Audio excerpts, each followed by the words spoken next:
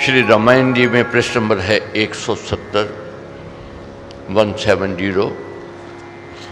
अयोध्या कांड में 15वां सर्ग है। 170 पृष्ठ नंबर, अयोध्या कांड में 15वां सर्ग। अधिकतर गलतियां अनजाने में होती है, ना समझी में होती है। वही ज्ञान का प्रकाश हो जाए, गलतियों से व्यक्ति बचता है।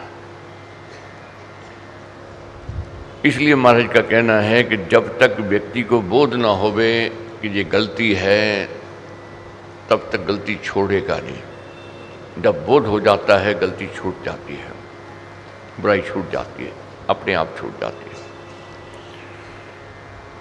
बहुत बार ऐसा देखा गया है, लोभ में या मोह में व्यक्ति पतन की ओर चला जाता है, गिरावट की ओर चला जाता है। रानी कैकेयी बहुत विवेकी थी, गुणवती थी, ज्ञानवती थी, पटरानी थी, राजा दशरथ मान सम्मान देते थे। मगर कब बती बिगड़ जाए ये कोई नहीं जानता है, क्योंकि काम, क्रोध, लोभ, मोह और अहंकार ये हमारे अंदर है। कब काम बढ़ जाए, क्रोध बढ़ जाए, लोभ बढ़ जाए, मोह बढ़ जाए या अहंकार बढ़ जाए, ये पतन की ओर ले जाता है। अब रानी पतन की ओर जा रही है, अधिकार से ज्यादा मांग रही है और समय से पहले मांग रही है, जो हो नहीं सकता सर। अब परिणाम क्या हो रहा है? कुलंकित हो रही है। महाराज कहते हैं कि बुरे दिनों, अच्छे दिनों की निशानी क्या है?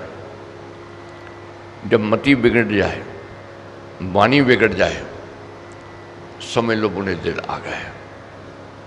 मति ठीक है, वाणी अपनी कंट्रोल में है, तो अच्छे दिन है। अब ये वंश में अच्छे दिन थे, प्रयास था, संगठन था, एकता थी, विश्वास थी। मगर आज विश्वास का अभाव हो रहा है, संशय के कारण, धर्म के कारण। क्या संशय आ गया रानी कैकेयी के मन में? राम राजा बन जाएगा और वह भरत को दास बनावेगा। आज मैं पटरानी कहलाती हूं, कल मैं दास की मां कहलाऊंगी। ये कहां से संशय आया? ये कुसंग से आया। इसलिए महाराज कहते हैं, निर्गुण का संग न करो, भले मरो जग बीच, कपड़ा तो मैला भरा बिना डुबोया कीच। निर्गुणी का संग नहीं करना है।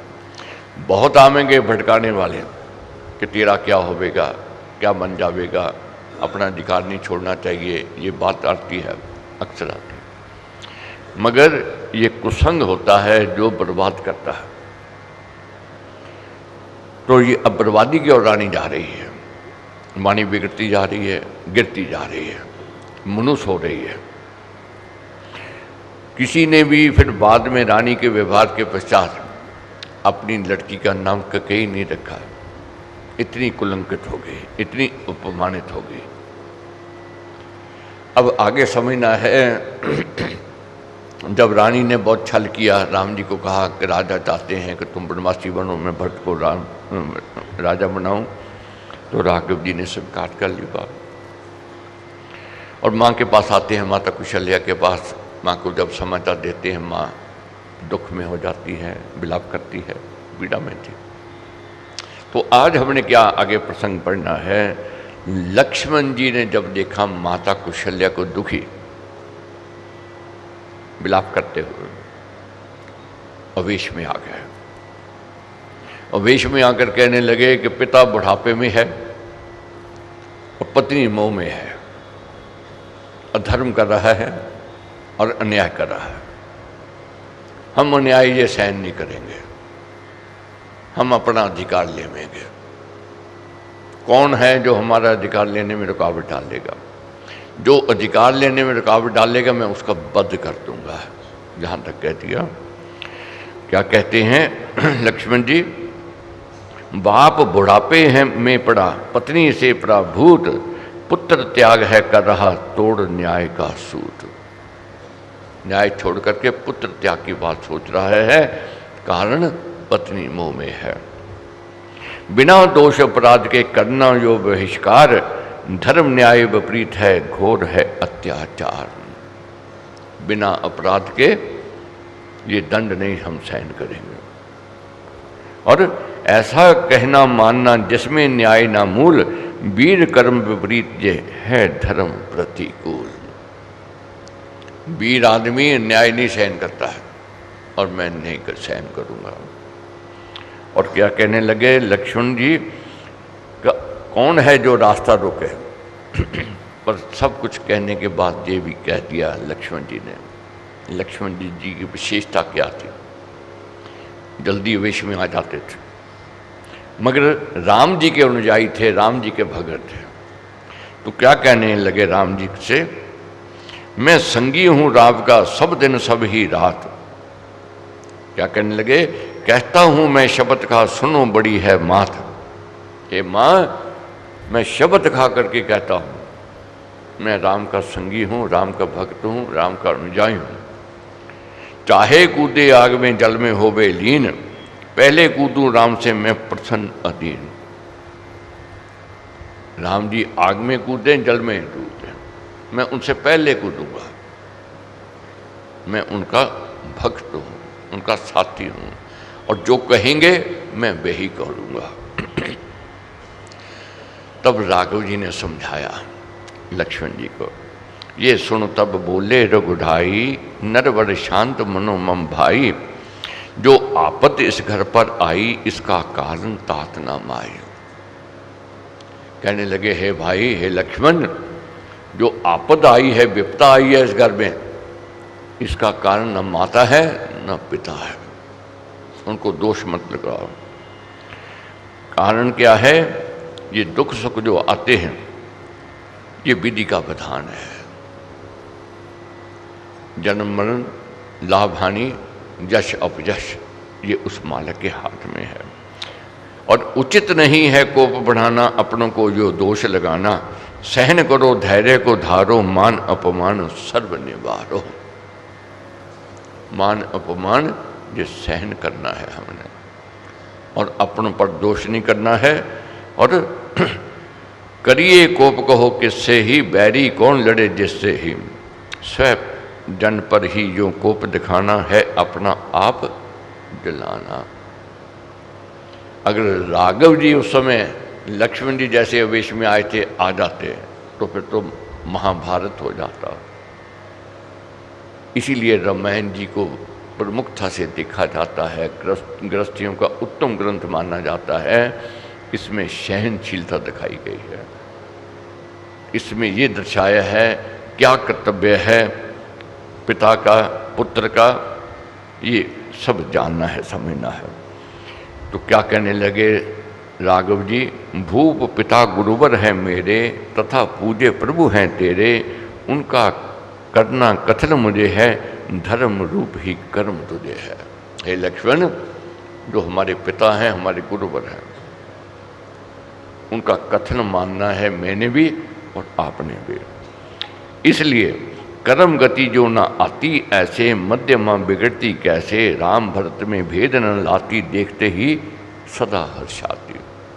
वही माँ है रानी ककेई, मेरे को भरत से अधिक प्रेम करती थी। आज क्यों वाणी बिगड़ी है? ये कर्म गति है, कर्मों का फल मिल रहा है। इसलिए दोष नहीं लगाना है। अब हमारे ने लिखा है, समझाया है, कभी ऐसी परिस्थिति आ जावे, कोई कारण दिखाई ना देता हो, जिसका कारण दिख ना पावे, ऐसा सुख दुख भय जो आवे। हानि लाभ कोप तथा आए, जन्म मरण जे देव कहा है। ये समझ लो मालिक की यही इच्छा है, मालिक करवा रहा है। तो उस समय सहनशीलता ही अति आवश्यक है, झुकना ही आवश्यक है। आपस में हो सदा सहाई, रहना मिलजुल रीति बनाई। मात पिता को आदर देना, धर्म जगत का है रस लेना। माता पिता जो देव बखाने, मूर्तिवान गए हैं डाने। उनकी आज्ञा होवे जैसी, करना वह है सुरति ऐसी। अब जैसी उनकी आज्ञा है उसका हमने पालन करना है। यहाँ किंतु परंतु नहीं। तो जब राम जी ने बात समझाई, लक्ष्मण जी शांत हो गए। अब माँ पीड़ा में थी, पुत्र वियोग में थी। माँ कहने लगी, बेटा मेरे को साथ ले चलो। तब राघव जी समझाते हैं पत्नी का क्या धर्म है। कहने लगे कि तेरा धर्म क्या है? पति के साथ रहना। तो माँ कहने लगी, वनों में जाएगा कैसे रहेगा, जहाँ महलों का सुख, अच्छा भोजन, अच्छे पकवान, मखमल के गद्दे, वहाँ तिनकों पर सोना, कंकड़ों पर चलना, ये कैसे होवेगा? ये सोच करके पीड़ा आ गई, मन उदास और हो गया। फिर कहने लगी माँ, फिर ये वचन नाम कहने लगी माँ, मैं तेरे साथ चलूँगी। पुत्र वो ममता की मारी, तजे भरता जो भी नारी, वह बने निंद्रिया भारी, शुभ पूंजी वह खोबे सारी। कहने लगी, मैं पति को छोड़ मैं तेरे साथ चलूँगी। तब राघव जी ने कहा, जो नारी पुत्र में मोह में आकर पति का त्याग कर देती है, वे जग में निंदनीय हो जाती है। इसलिए तेरा धर्म, तेरा कर्तव्य पति के साथ है। फिर ये वचन ना मात उचारो, मन से भी ये नहीं विचारो, पति त्याग की बोलते वाणी, होती कहीं धर्म की हानि। छोड़ पति को सुत संग जाना, सत्य धर्म को बट्टा लगाना, है अधर्म कुतोष ये भारा, पाप रूप दुष्कृष्ट भी सारा। माँ को सब ये बात कही तो माँ शांत हो गए। तब राघव जी ने कहा, पति कहे करे नारी सोहे। जो पति कहे नारी को वही करना चाहिए। पितृ वचन करे पुत्र जो है, और पिता जो कहे पुत्र को वह मान लेना चाहिए। क्यों? धर्म सनातन ये है गाया, वेद श्रुति ने सार सुनाया। ये सनातन धर्म है, वेद यही कहते हैं। इसलिए माँ, पति तेरा साथ में है, तो अनाथ नहीं है, इसलिए उनके साथ रहना है। तो भाग्य यदि विपरीत ना होते, त्यों क्यों भूप बिलखते रोते, होता क्यों मुझ में ये बिछोड़ा, शोक कष्ट दुखड़ा भी थोड़ा। तब राघव जी समझाने लगे, क्या मां राजा दशरथ हमारे पिता हमारे जाने से खुश है? नहीं खुश है, विलाप कर रहे हैं, रो रहे हैं, मगर अब वचन बंदर में आ गए हैं। अब कोई कारण बन गया है, बहुत पीड़ा में है, बहुत दर्द में है, बहुत दुख में है। और फिर जो मति है ये तूने धारी, मुनिवत बसना वन मनचारी, मुझसे जो तू रुके ना रोके, मैं क्यों रोकूं बंधन होके। फिर माँ कहने लगी, हे राघव, जो तेरा विवेक है, जो तेरी बुद्धि है, जो तेरी समझ है, जो तेरा धर्म है, जो तेरा कर्तव्य है, तू तो निभाने जा रहा है, मैं फिर क्यों रोकूं तेरे को। तू अपना कर्म कर, अपना धर्म निभा।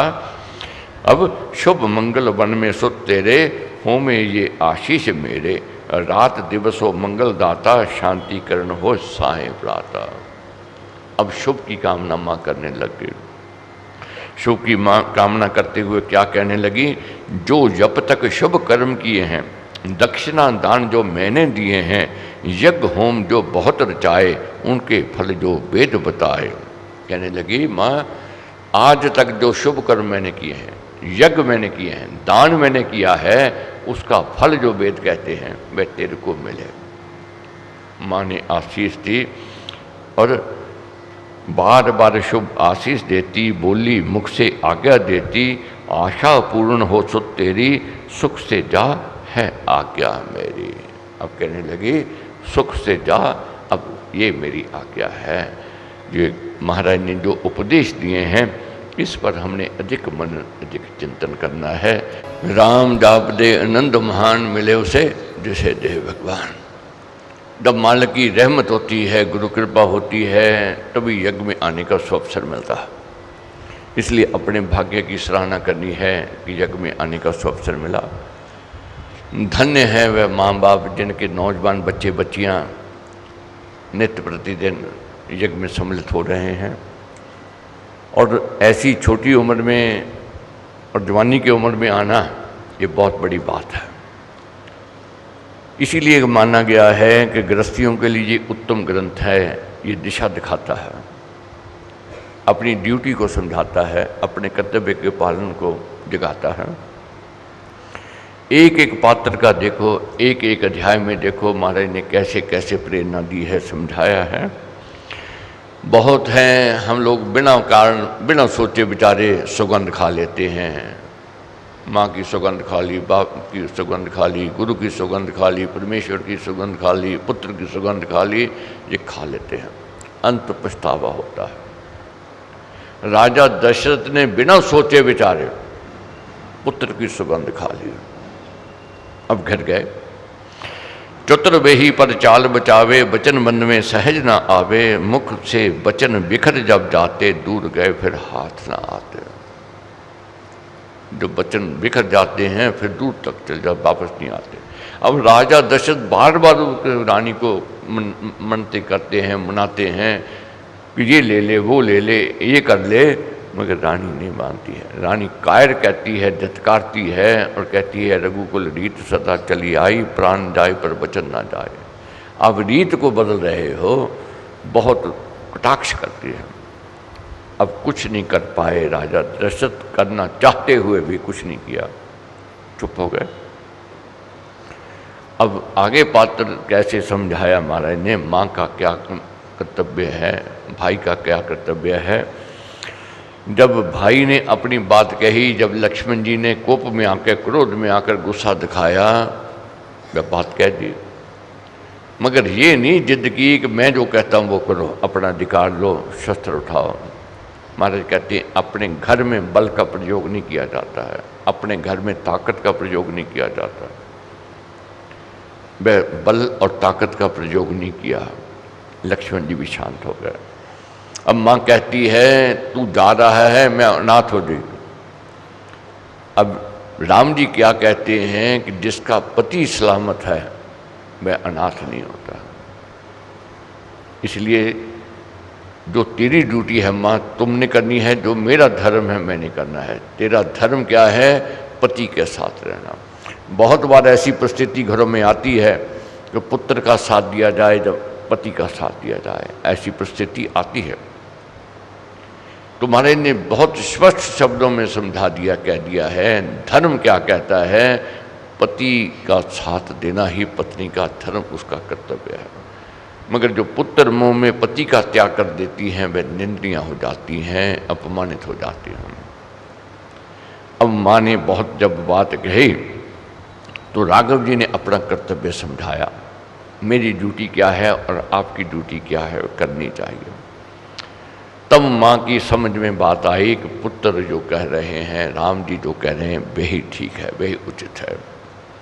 अब क्या कहती, ये कहती वह आगे आई, पुत्र को कंठ लगा हर्षाई, बार बार शुभ आशीष देती, बोली मुख से आज्ञा देती, आशा पूर्ण हो सुख तेरी, सुख से जा है आज्ञा मेरी। ये पुत्र तू सुख से जा, आज्ञा है मेरी। अब माँ क्या कहती है, एक एक शब्द महाराज का पढ़ने लायक है, समझने लायक है। क्या कहती, वन में वर्ष बिताकर आना। ये नहीं कहा कि पिता की आज्ञा का पालन मत करो, ये कहा वन में वर्ष बिताकर आना, माँ के मन कमल को खिलाना। हे राम, 14 वर्ष के पश्चात तूने अपनी माँ के मन कमल को तूने खिलाना है। मन में रख सुत दर्शन आशा, सह लूंगी सुख राज निराशा। हे राम, तेरे मिलने की एक आशा जो है मैंने मन में रख ली है, और इस कारण मेरे को कितने भी दुख आवे, कितनी भी विपताएं आवे, कितनी अड़चने आवे, रुकावटें आवे, मैं सब सहन कर लूँगी। एक आस है अब मेरे मन के कि तू 14 वर्ष के पश्चात आवेगा और मेरा मन कमल खिल जावेगा। धन्य कड़ी पल होंगे वे ही, मैं मिलूंगी फिर प्रिय से ही। ऐसे मंगलाचार मनाती सहित विधि सहित जाती। मंगल कामना करते हुए पुत्र को विदा करती है माँ। कैसे विदा करती है? सुत सिर पर वह पुष्प चढ़ाती है। अपने सुत अपने पुत्र के सिर पर पुष्प चढ़ाती हुई और मस्तक पर शुभ तिलक लगाती है। मस्तक पर शुभ तिलक लगाया। क्या कहा? शीस चूम चित्त में हर्षाई। शीस को चूमा और चित्त में हर्षाई। दी उसे तब उसने विदाई। विदा किया अपने पुत्र को आशीष देते हुए। अब आगे देखना है धर्म क्या है पति का और पत्नी का। बहुत उत्तम प्रसंग जानने का समझने का है।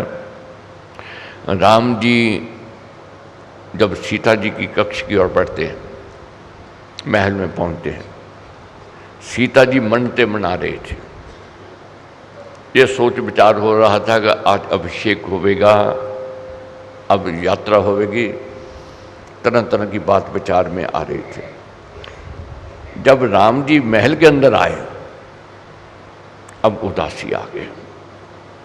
पहले उदासी नहीं आई जब उनको ये कहा रानी कैकेयी ने कि आपको 14 वर्ष का वनवास है। माँ ने कहा तब भी उदासी नहीं आई। अब उदासी आ गई। क्यों उदासी आ गई? कि राजा जनक की पुत्री जो इतने मान से यहाँ आई थी, कितने उसने ख्वाब देखे थे, स्वप्न देखे थे सुख के, अब दुख के दिन आ गए इसके लिए। सुख की घड़ियां अब छटने लगी हैं, अब दुख के बादल गिर गए हैं। ये सोच आ गई कैसे रहेगी। जब आए चेहरा दुख में था तो पूछ लिया सीता जी ने कारण। तब उन्होंने कहा मैंने वनवासी बनना है। माँ कैकेयी ने बात सुनाई है कि 2 बार उन्होंने मांगे थे, तो उनमें एक को भरत को राजा और मेरे लिए 14 वर्ष का वनवास मांगा है और मैंने बनी बनना है, वन में जाना है। अब राम जी शिक्षा देते हैं सीता जी को। बहुत अच्छा प्रसंग है ये। क्या समझाते हैं? राम जी कहते हैं कि सीते मैंने जाना है वन में, तेरे को वियोग होवेगा, पीड़ा होवेगी, अंदर छुप करके रो लेना, भरत के आगे ना रोना, भाइयों के आगे मत रोना। कैसे समझाते हैं? सास ससुर को मान देना, सत्कार देना, कभी उलाना नहीं देना, उनकी सेवा करना और उनके आगे मेरे को याद नहीं करना तूने।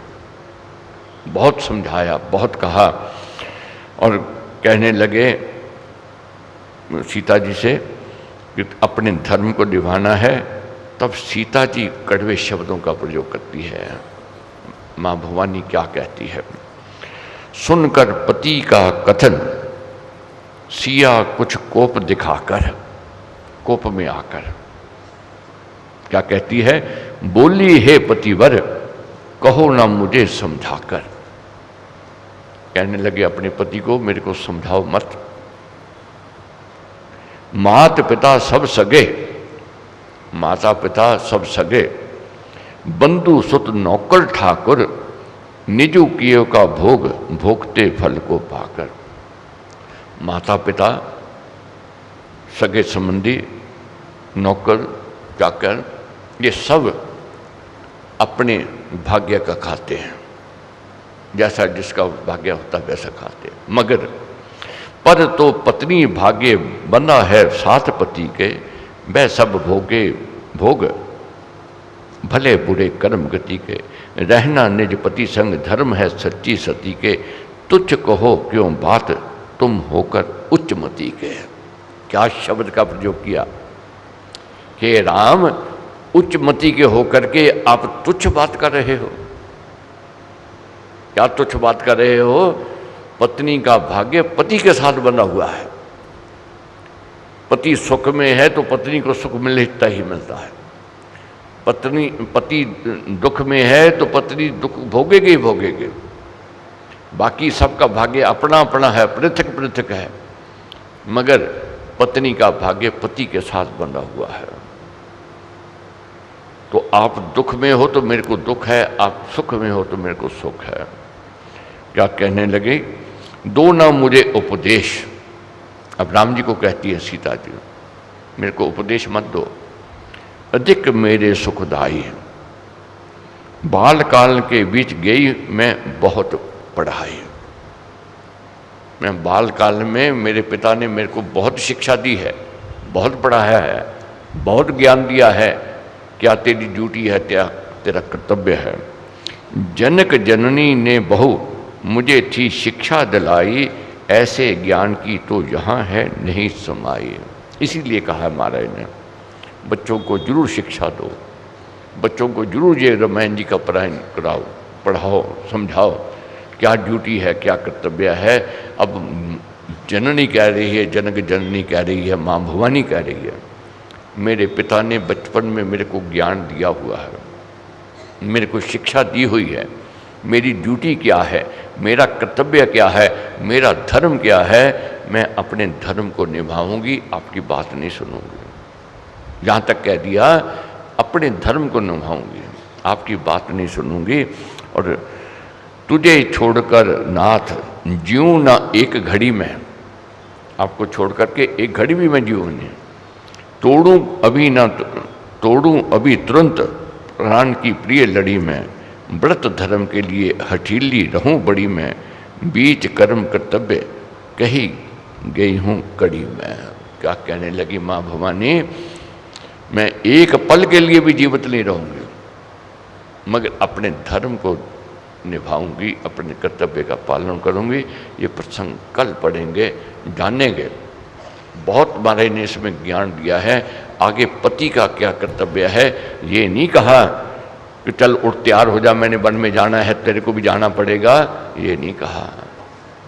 उन्होंने, पति ने अपना धर्म निभाया, पत्नी ने अपने धर्म निभाया।